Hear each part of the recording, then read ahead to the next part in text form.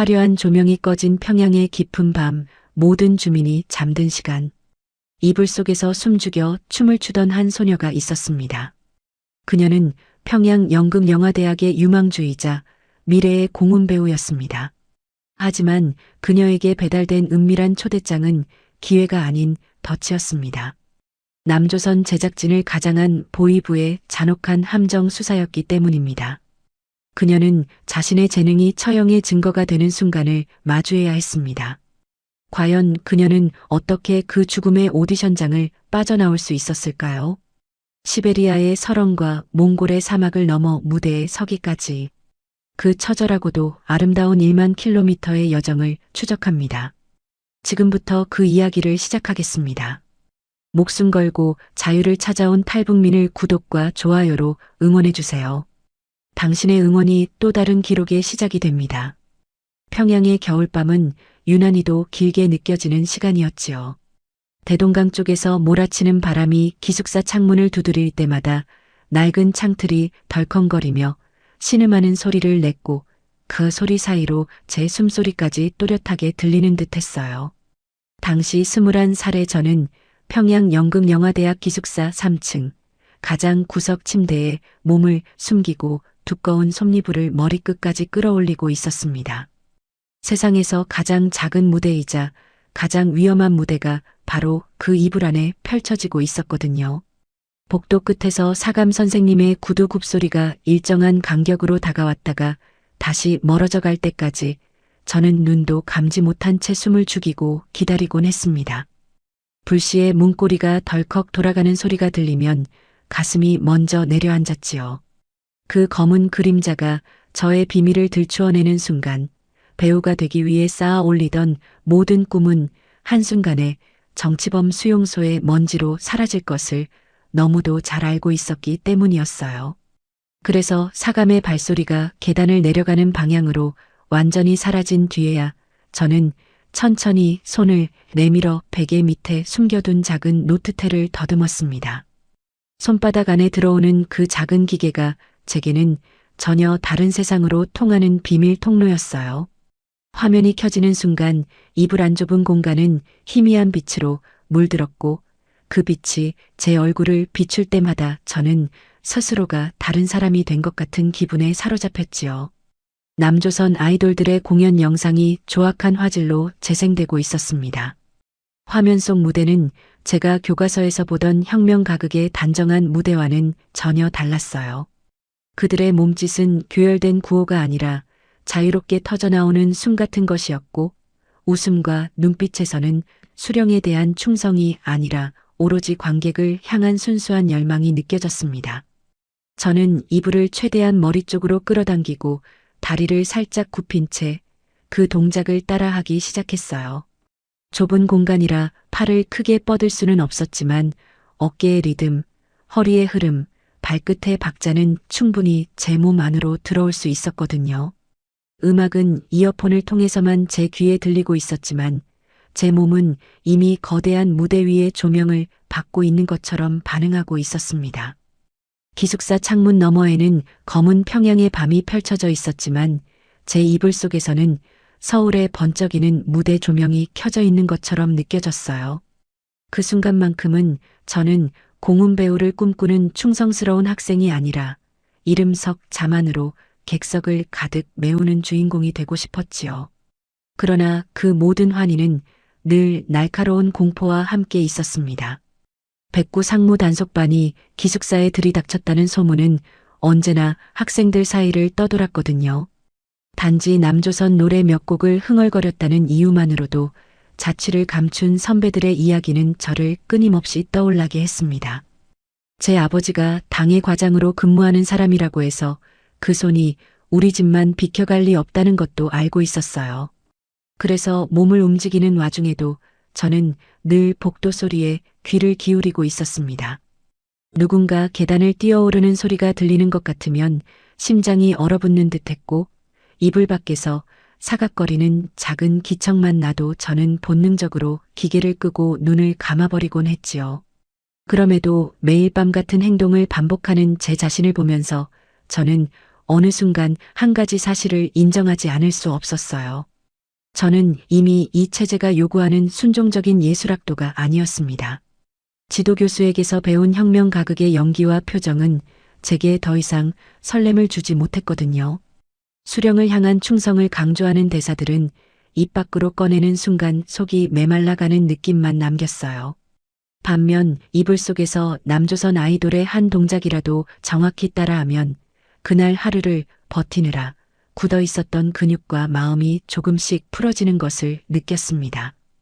저는 그때 이미 알고 있었지요. 제가 진심으로 원하는 무대는 이 나라가 허락하지 않는 곳에 있다는 사실을 말이에요. 며칠 뒤 연습실에서 또 하나의 전환점이 조용히 제 손으로 굴러들어왔습니다. 수업이 끝난 뒤 마지막으로 퇴실 확인을 하려고 탈의실 구석을 정리하던 중 낡은 사물함 아래에 접혀있는 종이 쪽지 하나가 눈에 들어왔어요. 처음에는 단순한 메모겠거니 생각하며 주워들었지만 그 안에 적힌 글을 읽는 순간 저는 손끝이 차갑게 식어가는 것을 느꼈습니다. 남조선 예능 제작진이 비밀리에 평양에 들어와 인재를 찾고 있다는 이야기와 함께 오디션 장소와 날짜가 또박또박 적혀 있었거든요. 제 상식으로는 불가능에 가까운 이야기였습니다. 그러나 몇 줄 되지 않는 그 글자는 제가 이불 속에서 수없이 그려보았던 상상을 현실로 끌어당기는 손길처럼 느껴졌어요. 그날 이후 저는 강의실에 앉아 있어도 집단체조 연습을 해도 머릿속에서는 자꾸만 그 쪽지 내용이 떠오르곤 했습니다. 이것이 만약 보이부가 탈선을 꿈꾸는 예술인들을 솎아내기 위한 함정이라면 저는 스스로 무덤 속으로 걸어 들어가는 꼴이 될 것이었지요. 하지만 정말 남조선에서 온 사람들이 저 같은 학생을 찾고 있다면 그것은 이 세상에서 다시는 오지 않을 기회일지도 모른다는 생각이 함께 따라붙었습니다. 당에 대한 충성은 입으로 얼마든지 외울 수 있었지만 무대 위에서 마음껏 춤추고 싶은 욕망은 이제 제 안에서 부정할 수 없는 진실로 자라나고 있었거든요. 저는 며칠 밤을 더 이불 속에서 보냈어요. 노트텔 화면 속 아이돌들의 춤을 따라하면서도 어느 순간부터는 그들이 아니라 아직 존재하지 않는 저 자신의 무대를 떠올리게 되었습니다. 결국 저는 쪽지에 적혀있던 날짜와 장소를 다시 한번 또박또박 마음속에 새겨 넣었습니다. 그날을 위해 연습실에서는 당이 요구하는 연기를 했지만 밤이 되어 이불 속에 들어가면 저는 남조선 무대에 설 날을 상상하며 몸을 만들었어요. 그것이 훗날 제가 보이부의 함정 한가운데로 걸어 들어가는 첫걸음이 될 것이라는 사실을 그때의 저는 아직 알지 못하고 있었습니다. 제게 보이는 것은 오직 조명과 관객석뿐이었고 제가 들을 수 있었던 것은 심장 깊은 곳에서 조용히 속삭이던 한마디뿐이었거든요. 이제는 이불 속이 아니라 진짜 무대로 나가야 한다는 돌이킬 수 없는 명령이었습니다.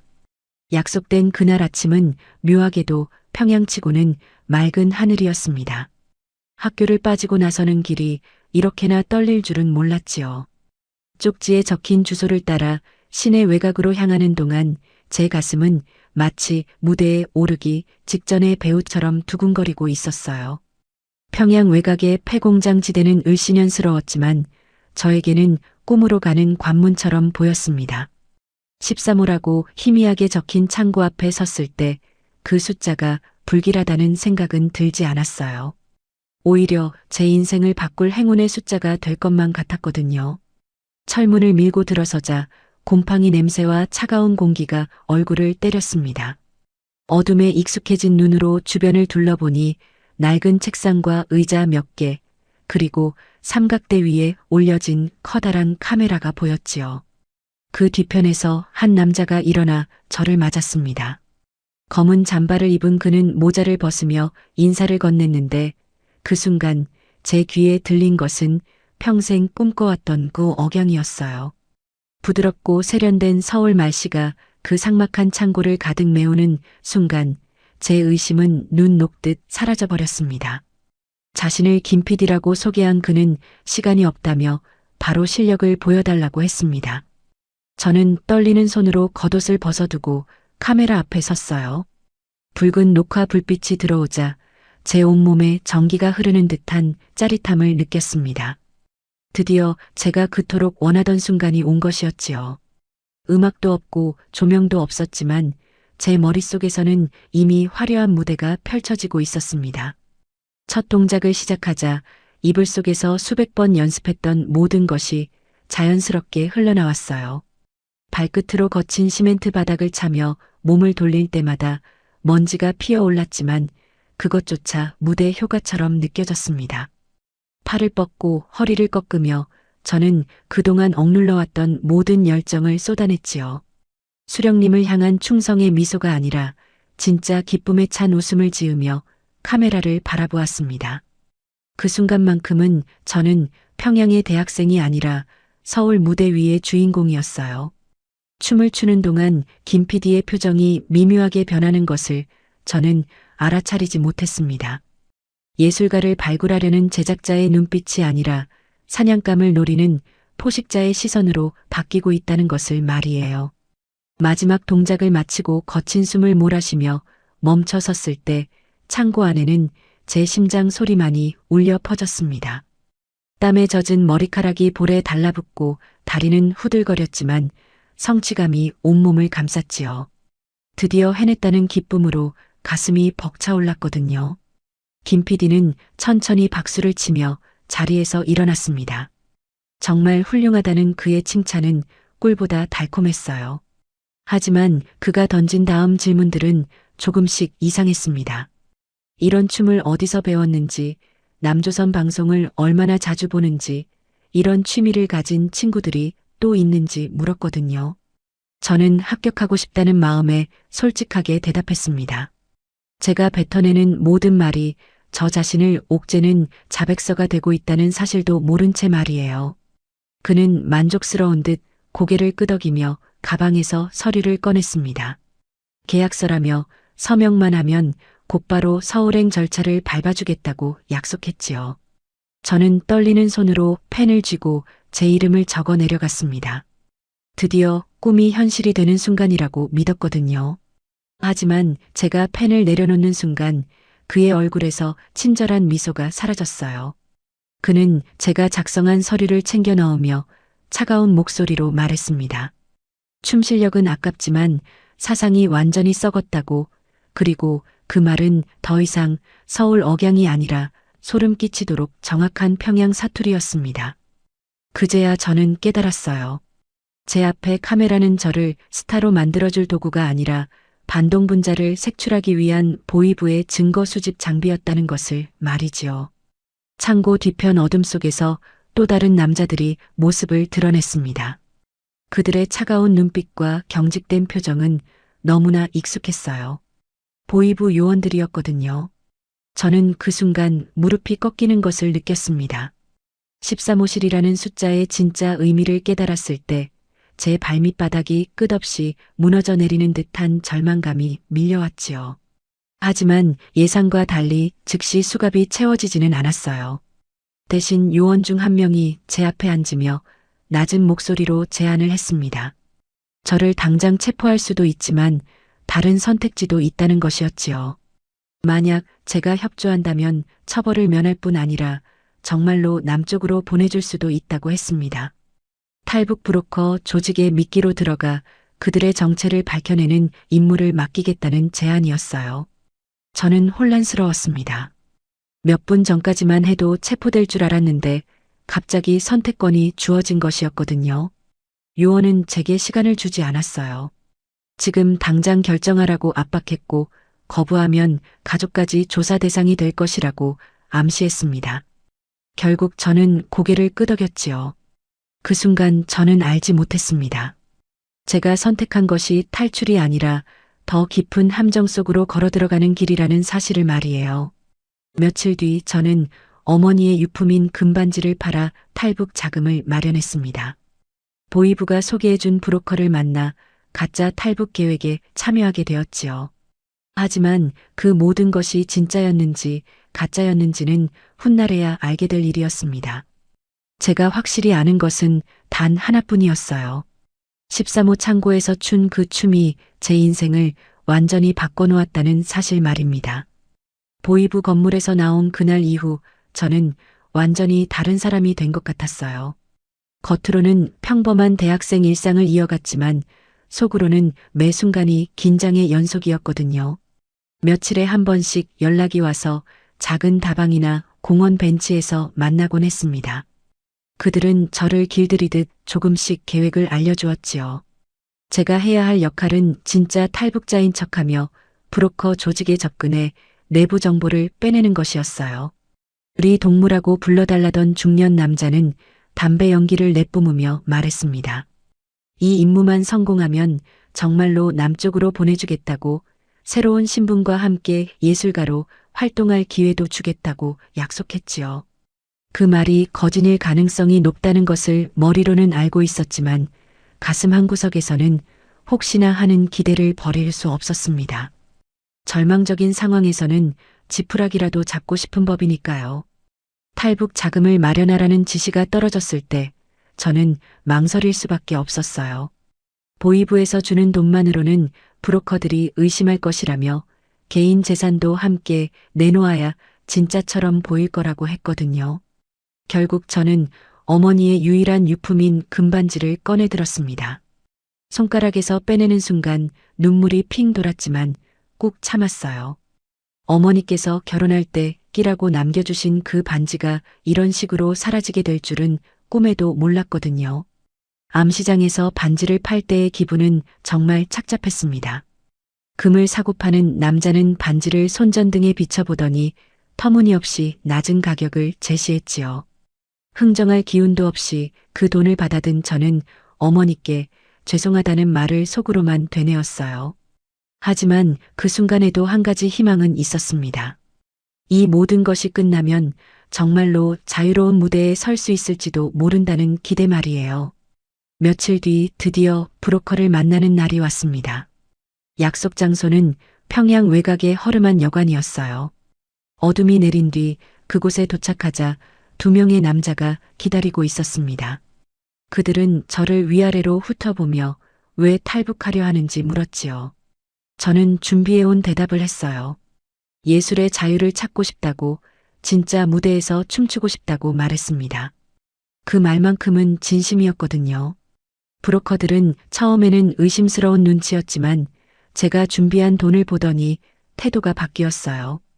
보이부 공작금과 어머니 반지값을 합친 그 돈이 그들의 마음을 움직인 것 같았습니다. 하지만 저는 그들을 속이고 있다는 죄책감에 가슴이 무거웠지요. 이 사람들도 나름대로는 절망적인 사람들을 도와주려는 것일 텐데 제가 그들을 함정에 빠뜨리고 있다는 생각이 들었거든요. 출발일이 정해지고 세부 계획을 들을 때마다 저는 복잡한 감정에 휩싸였습니다. 한편으로는 정말로 국경을 넘을 수 있다는 설렘이 있었고 다른 한편으로는 이 모든 것이 보이부의 각본이라는 현실이 있었어요. 저는 과연 어디까지가 연기이고 어디서부터가 진심인지 스스로도 구분하기 어려워졌습니다. 하지만 한 가지는 분명했어요. 이 길을 끝까지 가보겠다는 결심만큼은 진짜였다는 것 말이에요. 새벽 4시에 만나기로 한 그날, 저는 작은 배낭 하나만 들고 기숙사를 나섰습니다. 룸메이트들의 잠든 얼굴을 마지막으로 바라보며 이별 인사를 대신했지요. 다시 돌아올 수 있을지 알 수 없는 길이었지만 저는 뒤돌아보지 않았어요. 평양역 뒷골목에 대기하고 있던 낡은 버스에 올라타는 순간 제 인생에 새로운 막이 오르고 있다는 것을 느꼈습니다. 버스 안에는 저처럼 절망적인 표정의 사람들이 여러 명 앉아 있었어요. 모두가 입을 다물고 각자의 생각에 잠겨 있었지요. 창밖으로 스쳐 지나가는 평양의 마지막 풍경을 바라보며 저는 속으로 다짐했습니다. 이 여행이 어떤 결말을 맞이하든 저는 제 스스로 선택한 길을 끝까지 걸어가겠다고 말이에요. 그것이 연기든 진실이든 상관없이 저는 최리나라는 이름으로 살아가고 싶었거든요. 국경 근처로 향하는 길은 생각보다 순조로웠습니다. 보이부가 미리 손을 써둔 덕분에 여러 검문소를 무사히 통과할 수 있었거든요. 하지만 그 순조로움이 오히려 불안감을 키웠어요. 너무 쉽게 진행되는 것이 아닌가 하는 의심이 들기 시작했습니다.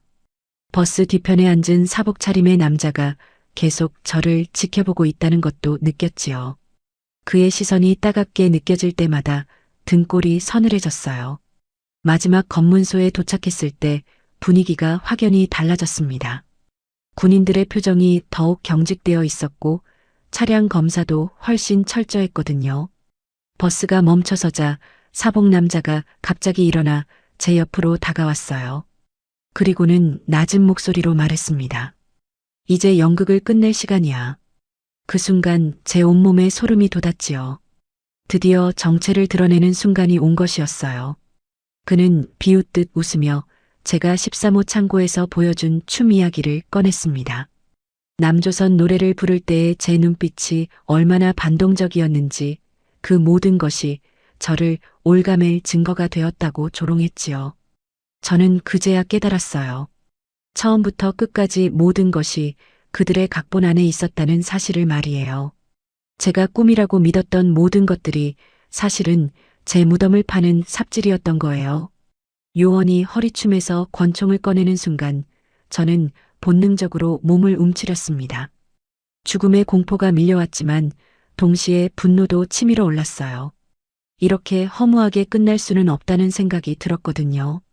제 배낭 속에는 학교에서 연극 소품으로 쓰던 가루약이 들어 있었습니다. 무대에서 연기 효과를 내기 위한 하얀 분말이었지요. 그것이 제게 남은 유일한 무기였어요. 요원의 시선이 잠깐 다른 곳으로 향한 틈을 타 저는 재빨리 배낭을 뒤졌습니다. 손에 닿은 작은 봉지를 움켜쥐고는 벌떡 일어났어요. 그리고는 학교에서 배운 회전 동작을 이용해 몸을 돌리며 그의 얼굴에 가루를 뿌렸습니다. 하얀 구름이 터져 나오며 그의 눈과 코를 덮었지요. 요원은 비명을 지르며 뒤로 비틀거렸고 저는 그 틈을 놓치지 않았어요. 배구 선수처럼 몸을 날려 차 문을 박차고 밖으로 뛰어내렸습니다. 달리는 차에서 뛰어내리는 것은 자살 행위나 다름없었지만 차 안에 있으면 확실한 죽음이었으니까요. 거친 흙바닥에 어깨부터 부딪히며 굴렀지만 다행히 큰 부상은 없었어요. 학교에서 배운 낙법이 도움이 되었나 봅니다. 몸을 일으키자마자 저는 무작정 달리기 시작했지요. 뒤에서 총소리가 울렸습니다. 탕, 탕 하는 소리가 귓가를 스쳐 지나갔지만 다행히 맞지는 않았어요. 저는 옥수수밭으로 뛰어들어 키 큰 옥수수대 사이로 몸을 숨겼습니다. 숨이 차올라 가슴이 터질 것 같았지만 멈출 수 없었거든요. 검문소의 서치라이트가 밭을 훑기 시작했고 추격대의 고함 소리도 점점 가까워지고 있었어요. 저는 옥수수밭을 가로질러 강변으로 향했습니다. 갈대숲이 나타났을 때는 정말 반가웠어요.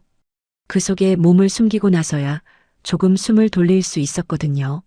하지만 안심하기에는 이른 상황이었습니다. 곧 수색대가 이곳까지 올 것이 분명했으니까요. 저는 갈대를 헤치며 더 깊숙한 곳으로 들어갔어요. 차가운 강바람이 땀에 젖은 몸을 식혀주었지만 동시에 뼛속까지 시린 추위를 가져왔습니다. 저는 떨리는 몸을 감싸며 제 처지를 생각해 보았어요. 이제 돌아갈 곳은 없었습니다. 보이부는 저를 배신자로 낙인 찍었을 것이고 가족들도 위험에 처했을지 모르는 상황이었거든요. 하지만 동시에 한 가지는 분명해졌어요. 이제부터는 정말로 자유를 향한 제 자신만의 여행이 시작된다는 것이었습니다. 밤하늘의 별들이 제게 방향을 알려주고 있었어요. 북쪽으로 가면 국경이 있고 그 너머에는 자유가 기다리고 있을 거라는 희망을 품었습니다. 저는 찢어진 옷을 정리하고 상처난 곳을 손수건으로 감쌌어요.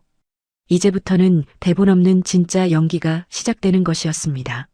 무대는 이 넓은 땅이고 관객은 저 혼자뿐인 외로운 공연이었지만 저는 반드시 성공시키고 말겠다고 다짐했지요.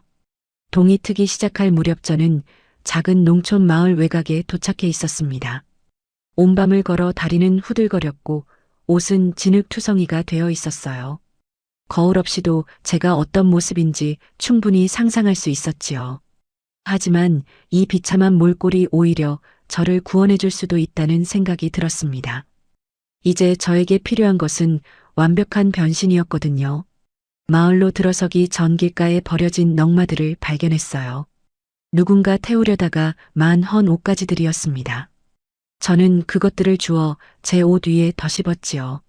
얼굴과 손에는 더 많은 흙을 발라 원래 피부색을 완전히 감췄어요. 그리고 가장 중요한 것은 표정과 눈빛이었습니다. 평양역 앞에서 보았던 꽃제비 아이들의 모습을 떠올리며 초점 없는 눈동자를 만들었지요. 저는 연극영화대학에서 4년간 다양한 배역을 연기해 본 경험이 있었어요. 그 중에서도 정신적 장애를 가진 인물을 연기했던 기억이 특히 도움이 되었습니다. 입을 반쯤 벌리고 침을 흘리는 신용을 하며 손은 불규칙하게 떨리게 만들었어요. 목소리도 어눌하게 내어 말을 제대로 하지 못하는 것처럼 보이게 했지요. 이것은 단순한 연기가 아니라 생존을 위한 필사적인 변신이었습니다. 마을 입구에 들어서자 사람들의 시선이 느껴졌어요. 하지만 대부분 고개를 돌리며 외면했습니다. 불쌍한 꽃제비 하나 정도는 이 땅에서 그리 드문 일이 아니었으니까요. 저는 길바닥에 주저앉아 의미 없는 소리를 중얼거리며 구걸하는 신용을 했어요. 지나가는 사람들에게 손을 내밀었지만 눈은 엉뚱한 곳을 바라보도록 했지요. 완전히 제정신이 아닌 사람처럼 보이게 하기 위해서였어요. 정오가 되자 마을에 검은색 지프 한 대가 들어왔습니다. 보이부 차량이었지요. 제 심장이 얼어붙는 듯 했지만 겉으로는 아무렇지 않은 척해야 했어요. 요원 2명이 내려서 마을 사람들에게 수상한 사람을 보지 못했냐고 물어보기 시작했습니다. 그들은 제 사진을 들고 다니며 보여주고 있었어요. 연극영화대학 학생증 사진이었습니다. 요원 중 하나가 저에게 다가왔습니다. 저는 더욱 연기를 강화했어요. 바닥에 드러누워 하늘을 보며 헛웃음을 지었습니다. 손가락으로 공중에 무언가를 그리는 신용을 하며 완전히 다른 세상에 빠져 있는 것처럼 행동했지요. 요원이 발로 제 다리를 툭 찼을 때도 저는 그저 멍하니 그를 바라보며 침을 흘릴 뿐이었어요. 어디서 왔어? 부모는 어디 있고? 요원이 물었지만 저는 알아들을 수 없는 소리만 냈습니다. 혀를 꼬부라뜨려 정확한 발음이 나오지 않게 했지요. 요원은 동료를 보며 말했어요. 그냥 미친 꽃제비네. 쓸데없는 시간 낭비 말고 가자. 그들은 저를 한 번 더 훑어보더니 다른 곳으로 향했습니다. 하지만 저는 그들이 완전히 마을을 떠날 때까지 연기를 멈출 수 없었어요. 1시간 넘게 같은 자세로 바닥에 누워 있으면서도 계속해서 바보 같은 행동을 이어갔습니다. 마을 사람들이 지나가며 혀를 차거나 동정 어린 시선을 보냈지만 그 모든 것이 저를 보호해주는 방패막이가 되어주었어요. 보이부 차량이 마을을 완전히 빠져나간 뒤에야 저는 조심스럽게 몸을 일으켰습니다. 다리가 저려서 제대로 서기도 힘들었지만 계속 연기를 유지해야 했지요. 비틀거리며 마을 끝으로 향하면서도 여전히 정신 나간 사람처럼 행동했어요. 혹시 누군가 지켜보고 있을지 모르니까요. 마을을 벗어나 숲속에 들어서고 나서야 저는 정말로 안도의 한숨을 내쉬었습니다. 나무에 기대앉아 거친 숨을 몰아쉬며 방금 전의 일을 되돌아보았어요. 제가 해낸 연기가 얼마나 위험한 줄타기였는지 새삼 깨달았습니다. 단 한 번의 실수, 단 한 번의 눈빛 변화만으로도 모든 것이 끝날 수 있었거든요. 그날 밤 저는 동굴 같은 바위 틈에서 몸을 숨겼어요. 차가운 바위에 등을 기대며 저는 생각했습니다. 무대 위에서 봤던 박수갈채와는 비교할 수 없지만 오늘의 연기는 제 인생에서 가장 중요한 공연이었다고 말이에요. 관객은 보이부 요원단 2명뿐이었지만 그들을 완벽하게 속여냈다는 것만으로도 충분한 성취감을 느꼈습니다. 앞으로도 이런 연기를 수없이 반복해야 할 것이었어요. 매번 다른 배역으로, 매번 다른 모습으로 변신하며 추적망을 피해 나가야 했지요. 하지만 저는 자신이 있었습니다. 4년간 갈고 닦은 연기력이 이제는 생존의 도구가 되어 저를 지켜줄 것이라고 믿었거든요. 자유를 향한 이 긴 여행에서 저는 주인공이자 연출가이며 동시에 유일한 관객이기도 했습니다. 사흘째 되던 날 하늘에서 낯선 소리가 들려왔습니다. 윙윙거리는 기계음이 점점 가까워지고 있었어요. 처음에는 벌떼인가 싶었지만 곧 그것이 무엇인지 깨달았지요. 드론이었습니다. 보이부가 최신 기술까지 동원해서 저를 찾고 있다는 뜻이었어요. 하늘에서 내려다보는 기계의 눈을 피하기 위해서는 완전히 새로운 전략이 필요했습니다. 저는 재빨리 나무 아래로 몸을 숨겼어요. 고개를 들어 하늘을 보니 작고 붉은 기계가 천천히 선회하고 있었습니다. 카메라가 달려있는 것이 보였지요. 아마도 안면 인식 기능이 있을 거라는 생각이 들었어요. 제 얼굴이 화면에 잡히는 순간 위치가 완전히 노출될 것이 분명했습니다. 저는 급하게 주변을 살펴보며 얼굴을 가릴 방법을 찾았어요. 그때 발밑에 진흙이 보였습니다.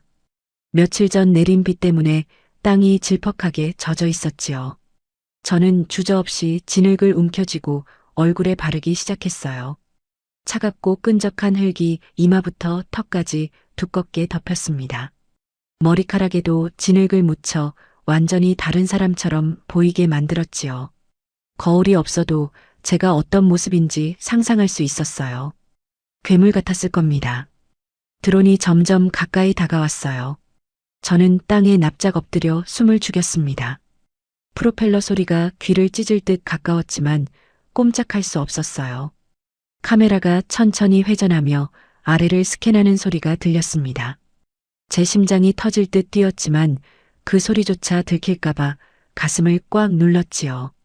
드론은 제 머리 위를 몇 번 맴돌더니 다행히 다른 곳으로 날아갔어요. 하지만 안심하기에는 이른 상황이었습니다. 곧 더 많은 드론이 나타날 것이 분명했거든요. 저는 일어나서 온몸에 더 많은 진흙을 발랐어요. 이번에는 옷에도 흙을 묻혀 완전히 땅과 하나가 되려고 했습니다. 그리고 결심했어요. 이제부터는 인간이 아니라 짐승처럼 움직여야겠다고 말이에요. 그때부터 저는 두 발로 걷는 것을 포기했습니다. 네 발로 기어다니기 시작했어요. 나무 밑을 지날 때는 배를 땅에 붙이고 뱀처럼 기어갔습니다. 하늘을 완전히 가릴 수 있는 곳만 골라서 이동했지요. 진흙은 마르면서 얼굴을 조여왔고 숨쉬기가 답답했지만 벗겨낼 수 없었어요. 언제 드론이 다시 나타날지 모르니까요. 오후가 되자 정말로 드론들이 떼를 지어 나타났습니다. 이번에는 세 대였어요. 그들은 더 낮게 날며 숲속을 샅샅이 뒤지고 있었습니다. 저는 가시덤불 속으로 몸을 밀어 넣었어요. 가시가 팔과 다리를 찔러 아팠지만 움직일 수 없었습니다.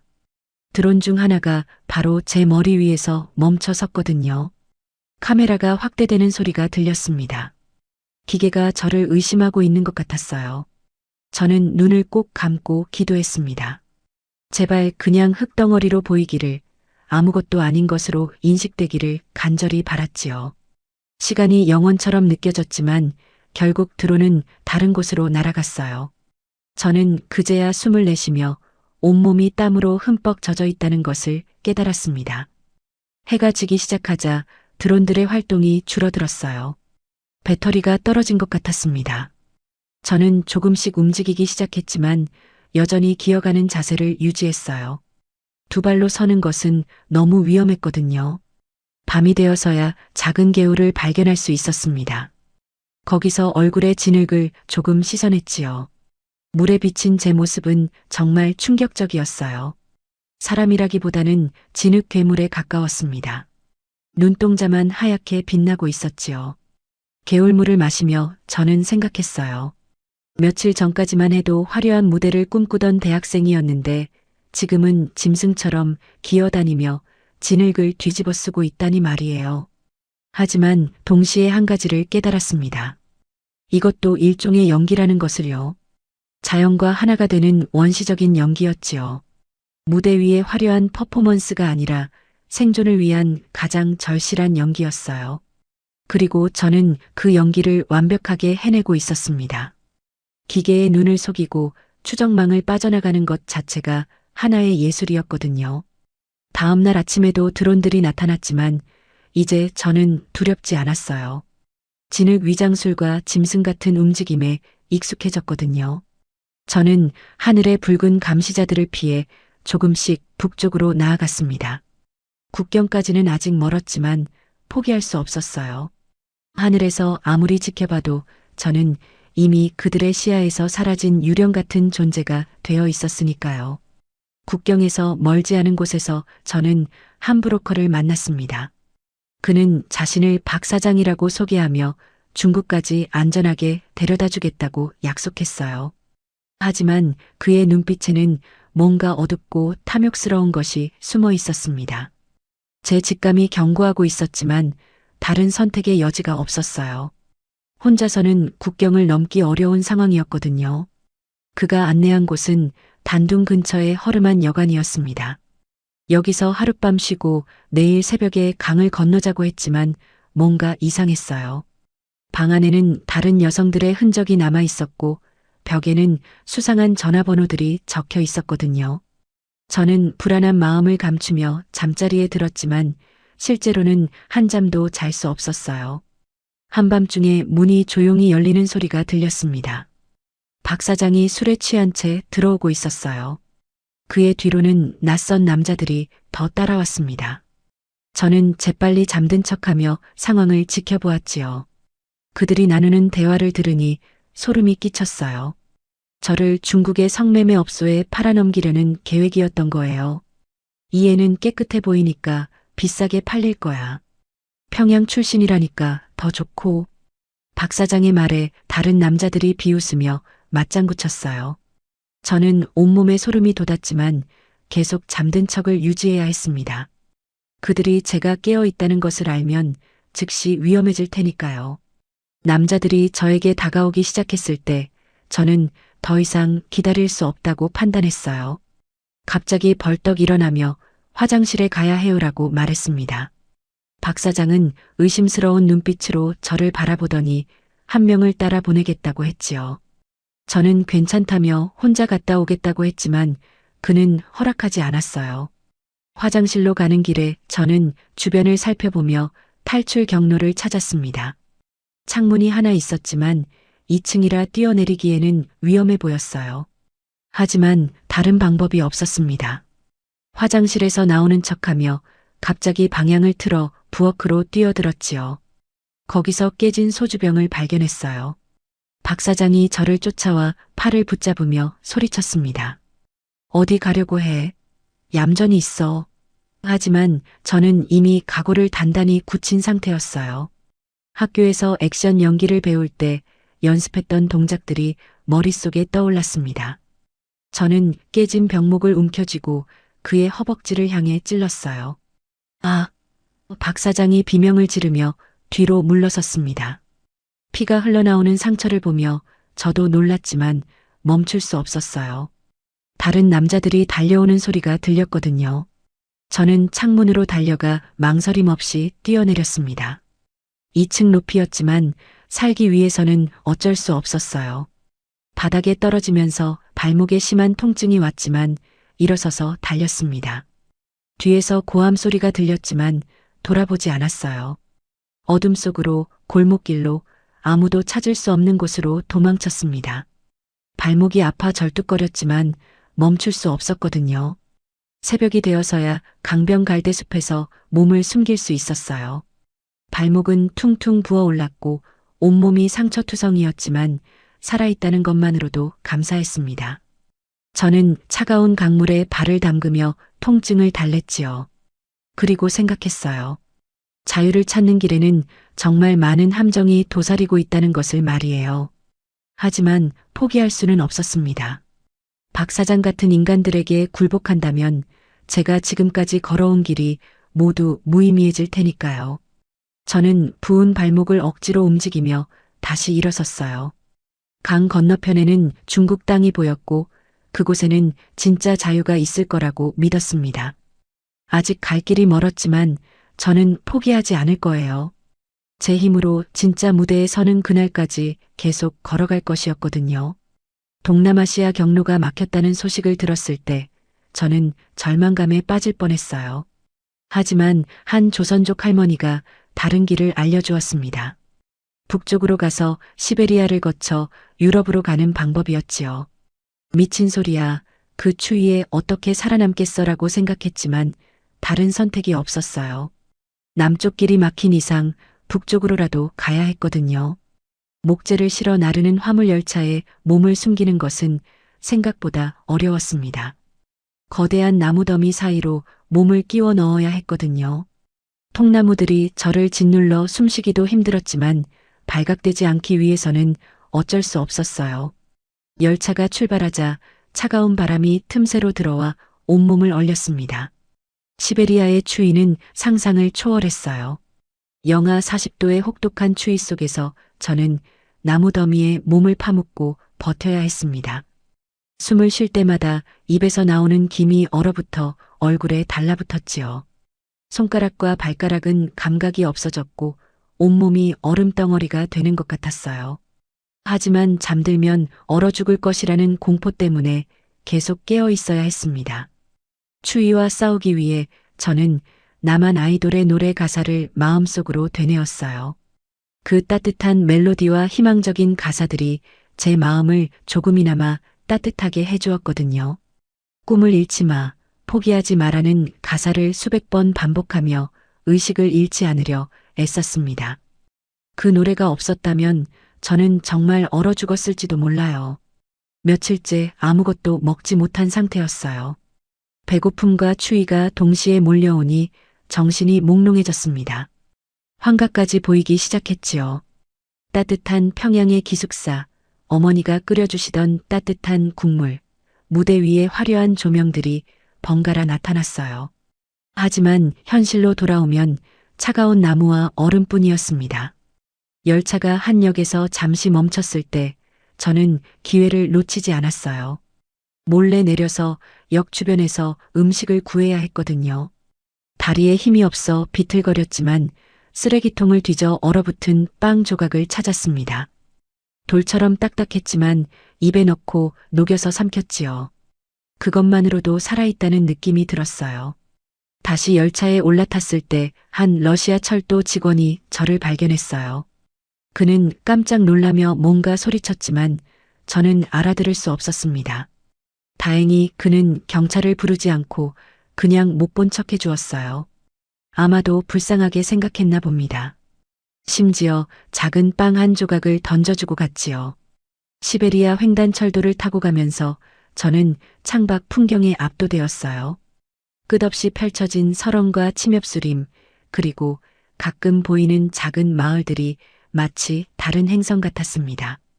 이 넓은 세상 어딘가에는 제가 자유롭게 춤출 수 있는 무대가 있을 거라는 희망을 품었지요. 추위와 배고픔 속에서도 그 희망만은 놓지 않았어요. 열차가 몽골 국경에 가까워질 무렵 저는 다시 한번 큰 위기를 맞았습니다. 국경 검문이 있다는 소식을 들었거든요. 저는 열차에서 내려 도보로 국경을 넘어야 했어요. 영하의 날씨에 걸어서 국경을 넘는다는 것은 자살행위나 다름없었지만 선택의 여지가 없었습니다. 시베리아에서 보낸 일주일은 제 인생에서 가장 혹독한 시간이었어요. 하지만 동시에 가장 값진 경험이기도 했습니다. 극한의 추위와 배고픔 속에서도 살아남을 수 있다는 자신감을 얻었거든요. 그리고 무엇보다 제 안에 있는 의지력이 얼마나 강한지 깨달았어요. 이제 몽골 사막이 기다리고 있었지만 저는 두렵지 않았습니다. 시베리아를 견뎌낸 제가 못 이겨낼 시련은 없을 거라고 믿었거든요. 바이칼 호수에 도착했을 때 그 광대함에 숨이 멎을 뻔했어요. 지평선까지 펼쳐진 얼어붙은 호수는 마치 거대한 무대 같았습니다. 하지만 그 아름다운 무대 위에서 저는 생과 사를 가르는 마지막 춤을 춰야 했거든요. 조력자가 기다린다는 호수 건너편까지는 20km가 넘는 거리였어요. 얼음 위를 걸어서 건너야 하는 위험천만한 여정이었습니다. 호수 위로 나선 지 1시간쯤 되었을까요? 뒤에서 스노모빌 소리가 들려왔어요. 보이부 암살조가 저를 쫓아온 것이었습니다. 그들은 저보다 훨씬 빠른 속도로 다가오고 있었지요. 저는 더 빨리 달렸지만 얼음 위에서는 한계가 있었어요. 미끄러운 표면 때문에 자칫하면 넘어질 수 있었거든요. 첫 번째 총성이 울렸을 때 저는 본능적으로 몸을 낮췄어요. 총알이 제 머리 위를 스쳐 지나가며 얼음 표면에 박혔습니다. 저는 지그재그로 달리기 시작했지요. 학교에서 배운 무용 동작들이 이때 빛을 발했어요. 점프, 회전, 스텝 등 모든 기술을 동원해 총탄을 피해야 했거든요. 두 번째, 세 번째 총성이 연달아 울렸습니다. 저는 마치 무대 위에서 즉흥 안무를 하듯 몸을 움직였어요. 왼쪽으로 도약했다가 오른쪽으로 미끄러지고 갑자기 뒤로 돌아 역방향으로 뛰기도 했습니다. 그 모든 움직임이 제 목숨을 구하는 춤이었지요. 평생 배워온 무용이 이렇게 절실하게 필요한 순간은 없었어요. 스노모빌이 점점 가까워지고 있었어요. 저는 숨이 차올라 가슴이 터질 것 같았지만 멈출 수 없었습니다. 그때 앞쪽에 얼음이 갈라진 틈이 보였어요. 폭이 2m 정도 되는 크레바스였습니다. 보통 사람이라면 뛰어넘기 어려운 거리였지만 저에게는 기회였어요. 무용수의 점프력을 믿고 도약하기로 했습니다. 저는 전력으로 달려가 얼음 끝에서 몸을 날렸어요. 공중에서 잠시 떠 있는 동안 시간이 멈춘 것 같았습니다. 아래로는 검은 물이 보였고 뒤에서는 총성이 울렸지요. 하지만 저는 무사히 반대편 얼음에 착지했어요. 뒤를 돌아보니 스노모빌들이 틈 앞에서 멈춰 서 있었습니다. 그들도 그 틈을 뛰어넘기는 어려워 보였어요. 하지만 안심하기에는 이른 상황이었습니다. 그들은 다른 루트로 돌아서 저를 쫓아올 것이 분명했거든요. 저는 계속 달렸어요. 발바닥에 물집이 잡히고 다리 근육이 경련을 일으켰지만 멈출 수 없었습니다. 호수 건너편의 불빛이 점점 가까워지고 있었어요. 그때 또 다른 위험이 닥쳤습니다.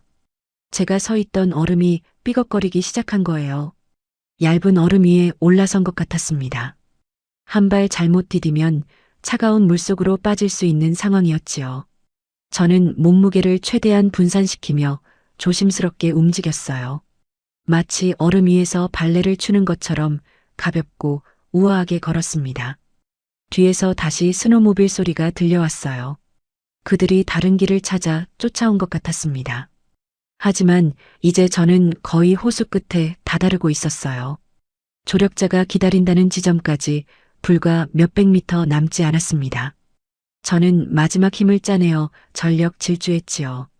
마침내 호수를 빠져나와 육지에 발을 디뎠을 때의 안도감은 말로 표현할 수 없었어요. 약속 장소에서는 정말로 한 남자가 기다리고 있었습니다. 그는 저를 보자마자 차로 안내했지요. 뒤에서는 여전히 총성이 들렸지만 이제 저는 안전했어요. 차 안에서 저는 방금 전 일을 되돌아보았습니다. 바이칼 호수 위에서 춘 그 춤은 제 인생에서 가장 절실하고 아름다운 공연이었어요. 관객은 죽음의 위협뿐이었지만 저는 완벽한 퍼포먼스를 보여주었거든요. 그 순간 저는 깨달았습니다. 진짜 예술은 무대 위가 아니라 삶 자체에서 나온다는 것을 말이에요. 러시아를 거쳐 몽골 고비 사막에 들어섰을 때 저는 또 다른 지옥을 만났습니다. 시베리아의 혹독한 추위에서 벗어났다고 안도했지만 이번에는 타는 듯한 더위와 갈증이 저를 괴롭혔어요. 끝없이 펼쳐진 모래 언덕들 사이에서 저는 길을 잃고 헤맸습니다. 나침반 하나에 의존해 남쪽을 향해 걸었지만 모든 방향이 똑같아 보였거든요. 사흘째 되던 날 물이 떨어졌어요. 마지막 한 방울까지 아껴가며 마셨지만 결국 바닥이 났습니다. 입술은 갈라져 피가 나고 혀는 바짝 말라 말을 할 수도 없었지요. 하지만 멈출 수는 없었어요. 멈추는 순간 사막이 저를 삼켜버린 것이 분명했거든요. 발바닥은 이미 피고름으로 짓물러져 있었어요.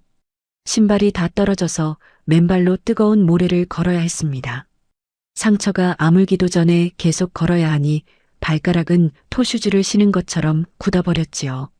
걸을 때마다 찢어지는 듯한 고통이 밀려왔지만 치아를 악물고 견뎠어요. 정신이 몽롱해지면서 환각이 시작되었습니다. 저 멀리 신기루가 보이는 것 같았어요. 하지만 그것은 오아시스가 아니라 서울의 대형 공연장이었습니다.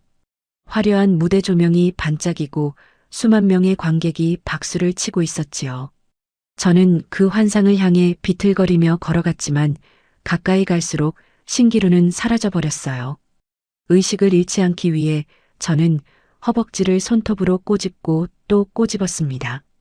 심지어 주머니에 있던 작은 칼로 다리를 찔러 아픔으로 정신을 차리기도 했어요. 피가 흘러내렸지만 그 고통이 오히려 저를 깨어있게 해주었습니다. 쓰러지면 끝이라는 것을 알고 있었거든요. 밤이 되면 사막은 얼음처럼 차가워졌어요. 낮에 자결하는 더위와는 정반대였습니다. 저는 모래를 파서 몸을 묶고 체온을 유지하려 애썼지만 추위에 떨어야 했지요. 별이 총총한 하늘을 올려다보며 저는 어머니를 그리워했어요. 어머니가 계셨다면 이런 고생을 하지 않아도 되었을 텐데 하는 생각이 들었거든요. 나흘째 되던 날 저는 정말 한계에 다다랐어요. 다리에 힘이 풀려 자꾸 넘어졌고 일어서는 것조차 힘들었습니다. 그때 저 멀리서 낙타 울음소리가 들렸어요. 몽골 유목민들이었습니다. 저는 마지막 힘을 짜내어 그들을 향해 손을 흔들었지요. 유목민 할아버지가 저를 발견하고 달려왔어요. 그는 물통을 입에 대주며 천천히 마시라고 했습니다. 차가운 물이 목구멍을 타고 내려가는 순간 저는 살아났다는 느낌이 들었어요. 눈물이 핑 돌았지만 참았습니다. 아직 안전한 곳에 도착한 것은 아니었거든요. 할아버지는 저를 게르로 데려가 따뜻한 음식을 주었어요. 양고기 수프였는데 제 인생에서 먹어본 것 중 가장 맛있었습니다. 할머니는 제 발을 보더니 혀를 차며 약초를 발라주었지요. 그들의 친절함에 감동했지만 오래 머물 수는 없었어요. 추적자들이 언제 나타날지 모르니까요. 하루 쉬고 난 뒤 저는 다시 길을 떠났어요. 유목민들이 말을 한 마리 빌려주었습니다. 말 등에 올라타는 순간 저는 다시 희망을 품을 수 있었어요. 이제 몽골의 수도 울란바토르까지는 며칠 거리였거든요. 고비 사막의 지옥 같은 나날들을 뒤로하고 저는 자유를 향해 다시 달렸습니다. 사막에서 보낸 일주일은 저를 완전히 바꿔놓았어요. 육체적으로는 많이 약해졌지만 정신적으로는 더욱 강해졌습니다. 죽음의 문턱까지 가봤기 때문에 이제 어떤 시련도 두렵지 않았어요. 그리고 무엇보다 제 안에 있는 생명력이 얼마나 강한지 깨달았습니다. 무대에서 춤추고 싶다는 꿈 하나만으로도 이 모든 고난을 견딜 수 있었거든요. 한국 대사관이 코앞에 보이는 거리까지 왔을 때 저는 안도의 한숨을 내쉬려 했어요. 하지만 그 순간이야말로 가장 위험한 때라는 것을 곧 깨닫게 되었습니다. 보이부 암살조가 마지막 기회라는 듯 저를 가로막고 나선 것이었거든요.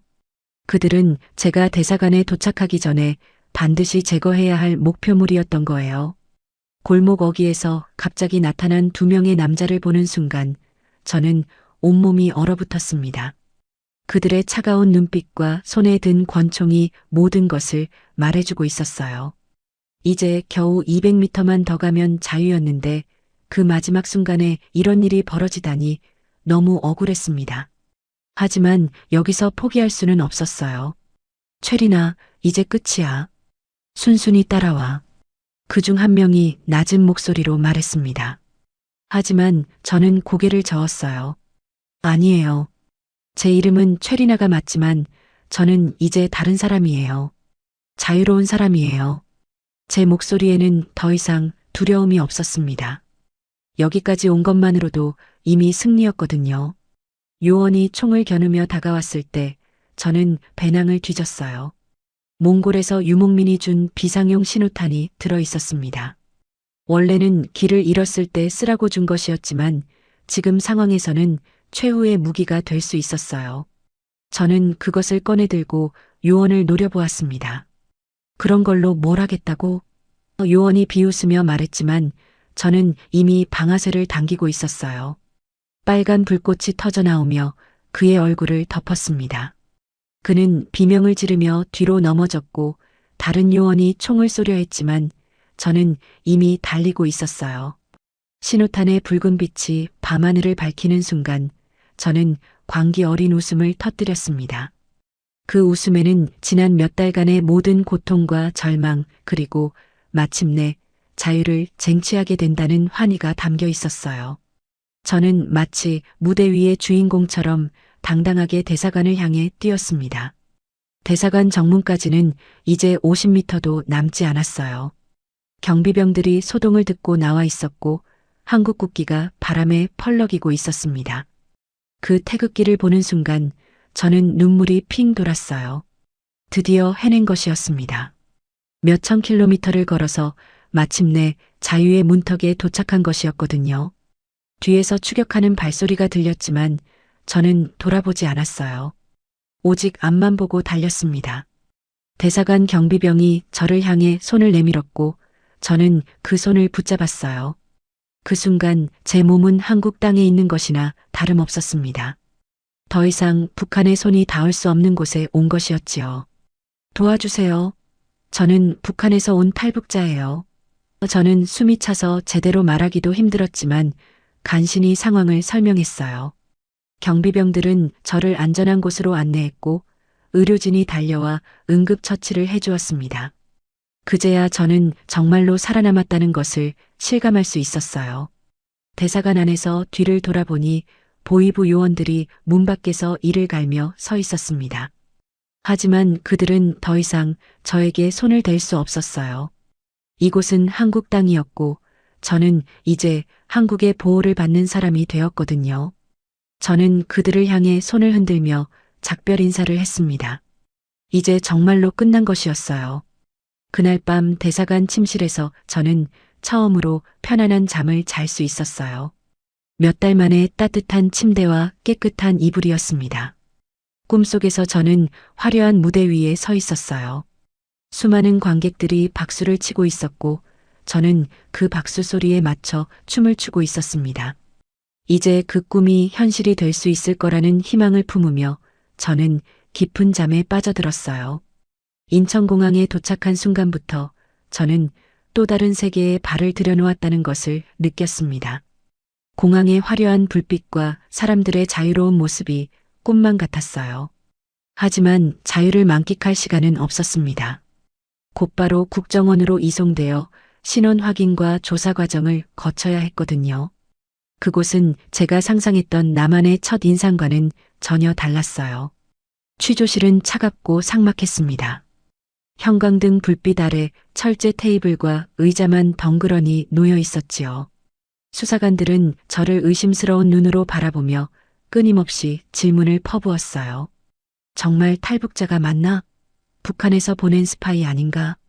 그들의 의심스러운 시선이 저를 더욱 움츠러들게 만들었습니다. 며칠 동안 저는 한마디도 하지 않았어요. 너무 많은 일을 겪어서 말할 힘도 없었고 무엇보다 이곳 사람들도 저를 믿어주지 않는다는 사실에 상처를 받았거든요.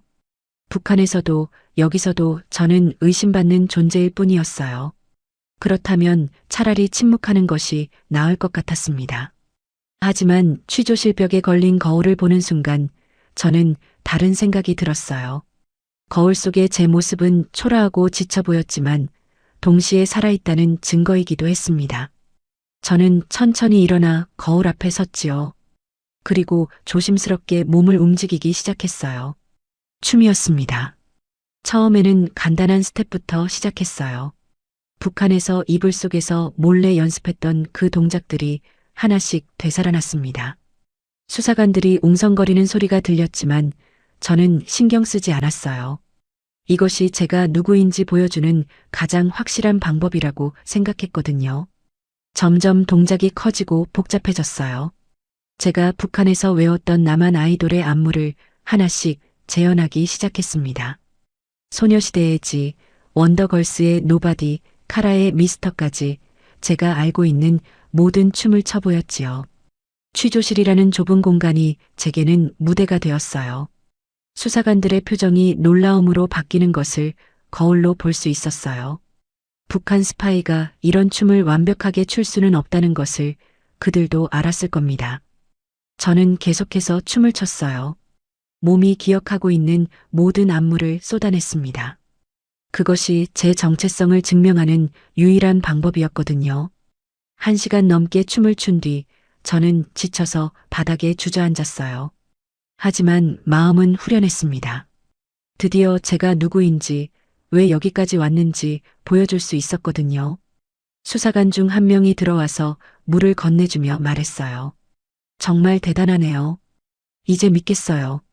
그 이후로 분위기가 완전히 바뀌었어요. 수사관들은 저를 의심하는 대신 도와주려고 노력했습니다. 제가 겪은 일들을 차근차근 들어주었고 앞으로의 정착 과정에 대해서도 친절하게 설명해 주었지요. 저는 그제야 정말로 한국에 온 것이라는 실감이 났어요. 조사가 끝나갈 무렵 한 수사관이 물었어요. 앞으로 뭘 하고 싶으세요? 저는 망설임 없이 대답했습니다. 춤을 추고 싶어요. 무대에서 자유롭게 춤추고 싶어요. 그는 미소를 지으며 고개를 끄덕였지요. 그럴 수 있을 거예요. 여기는 자유로운 나라니까요. 취조실에서 나오는 날 저는 거울을 한 번 더 바라보았어요. 거울 속의 제 모습은 여전히 지쳐 보였지만 눈빛만은 살아 있었습니다. 이제 진짜 새로운 시작이 기다리고 있었어요. 무대가 아닌 취조실에서 춘 그 춤이 제 인생의 전환점이 되었던 것 같아요. 저는 춤으로 제 자신을 증명했고 그것이 자유를 향한 첫 번째 공연이었던 셈이죠. 조사가 끝나고 사회로 나온 첫날, 서울의 거리는 제가 꿈꿔왔던 것보다 훨씬 화려했어요. 강남의 네온사인과 높은 빌딩들, 그리고 자유롭게 걸어다니는 사람들의 모습이 마치 다른 행성 같았습니다. 하지만 그 화려함 속에서 저는 오히려 더 외로움을 느꼈어요. 모든 것이 낯설었고 저 혼자만 다른 세상에서 온 사람 같았거든요. 정착 지원금으로 받은 작은 원룸에서의 첫 밤은 잠들기 어려웠어요. 너무 조용했거든요. 지난 몇 달간 항상 긴장 속에서 살았던 저에게 이 평온함은 오히려 불안감을 주었습니다. 창밖으로 보이는 서울의 야경을 바라보며 저는 생각했어요. 과연 제가 이곳에 잘 적응할 수 있을까 하고 말이에요. 생활비를 벌기 위해 편의점 아르바이트를 시작했어요. 24시간 편의점의 야간 근무였습니다. 손님들은 대부분 친절했지만 가끔 제 말투나 행동을 이상하게 보는 사람들이 있었어요. 어디서 왔어요? 라는 질문에 북한에서 왔어요 라고 대답하면 대부분 놀라며 뒤로 물러섰습니다. 그럴 때마다 저는 상처를 받았지요. 낮에는 한국어 공부와 컴퓨터 활용 수업을 들었어요. 하나원에서 배운 것보다 실제 생활은 훨씬 복잡했거든요. 인터넷 쇼핑, 카드 결제, 스마트폰 사용법까지 모든 것이 새로웠습니다.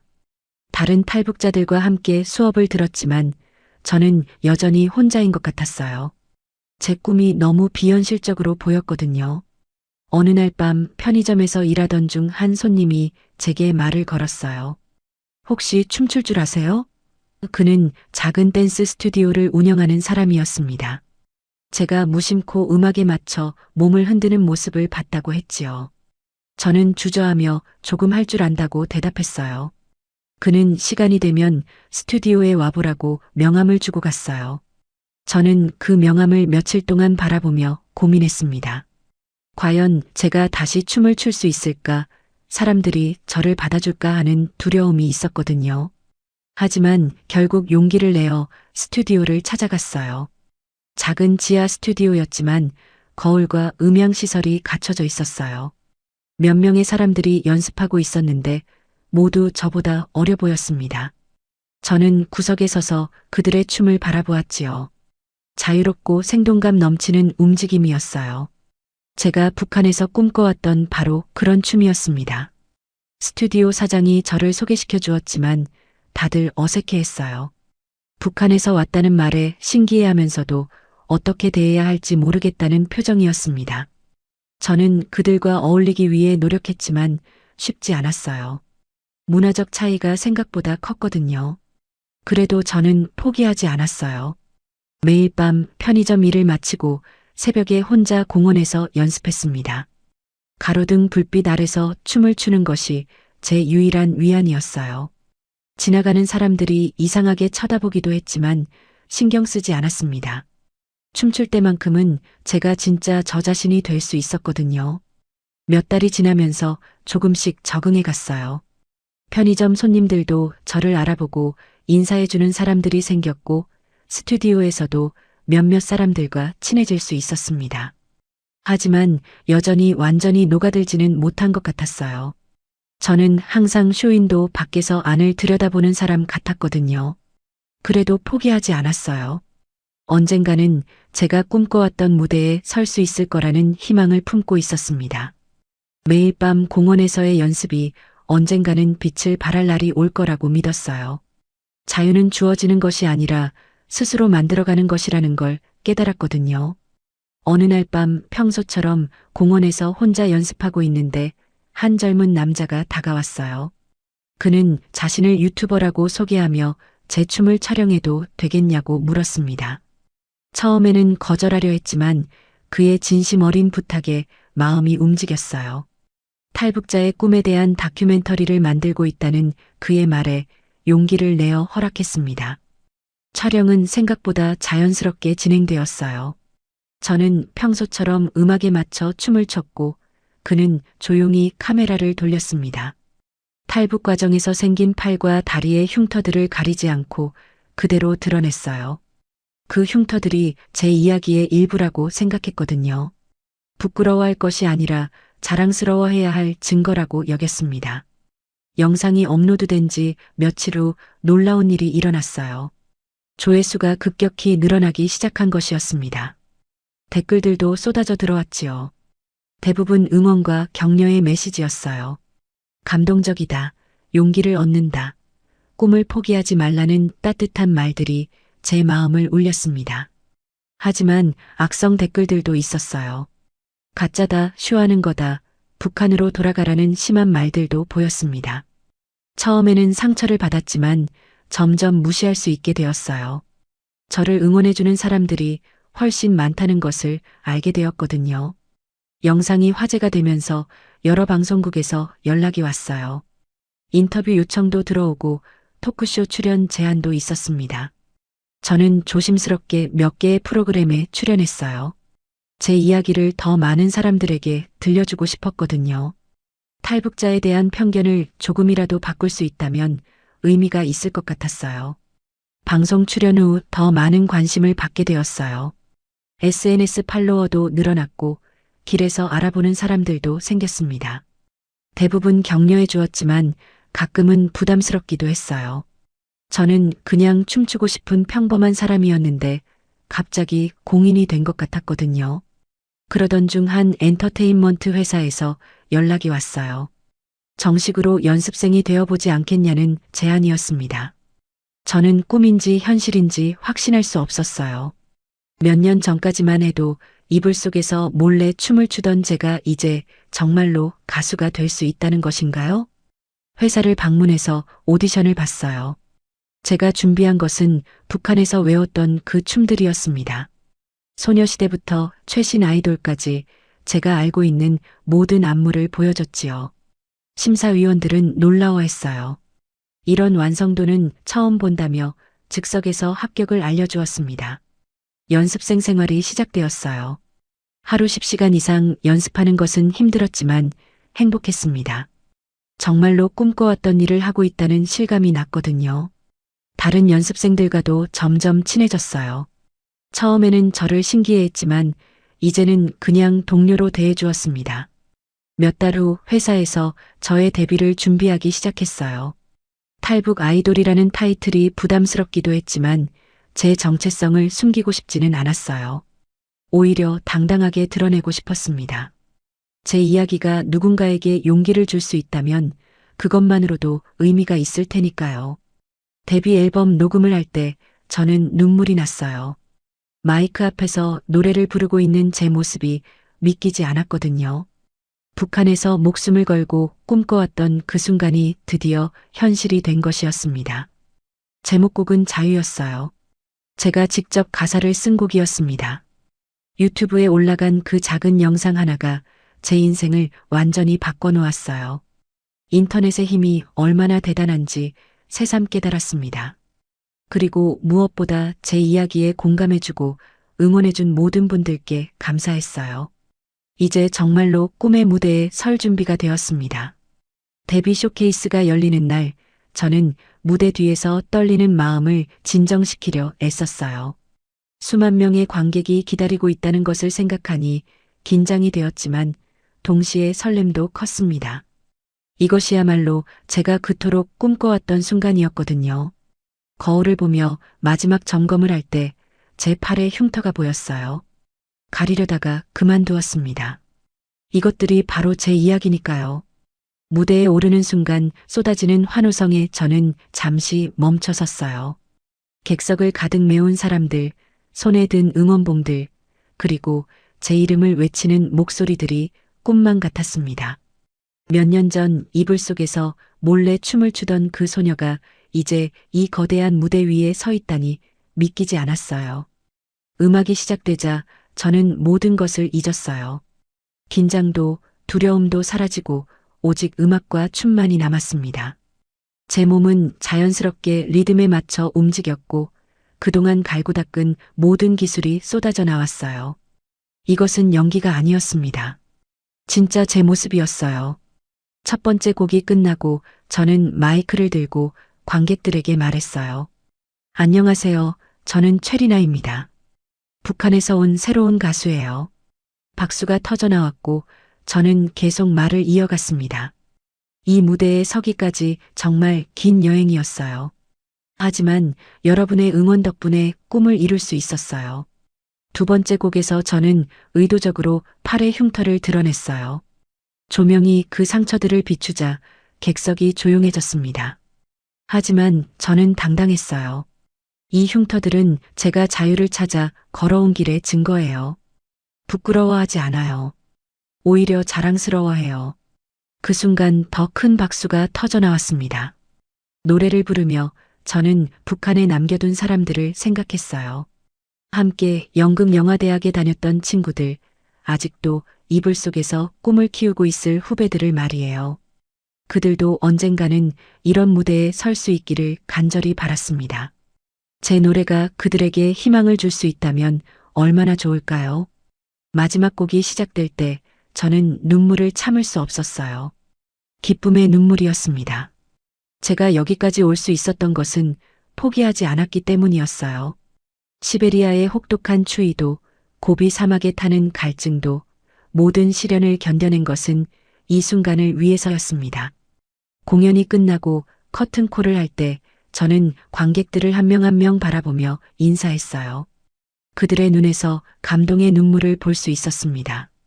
제 이야기가 정말로 사람들의 마음을 움직인 것 같아 뿌듯했어요. 이것이야말로 진짜 예술의 힘이라고 생각했습니다. 무대에서 내려와 대기실에서 혼자 있을 때 저는 조용히 울었어요. 행복해서 우는 것이었습니다. 드디어 해냈다는 안도감과 함께 새로운 시작에 대한 설렘이 밀려왔어요. 이제부터가 진짜 시작이었습니다.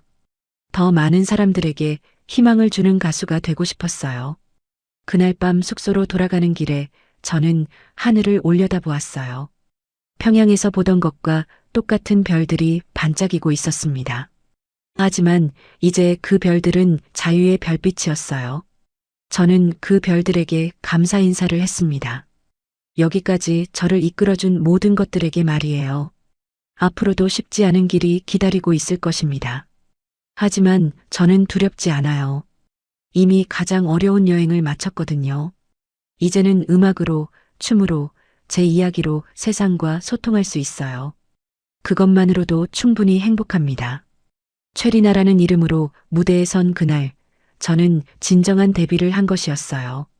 이제 더 이상 숨어서 춤추지 않아도 됩니다. 당당하게, 자유롭게 제가 원하는 춤을 출 수 있어요. 이것이 연기가 아니라 제 삶이라고 무대 위에서 눈물을 흘리며 다짐했습니다. 진정한 자유를 찾은 제 이야기는 이제 막 시작된 것이었어요.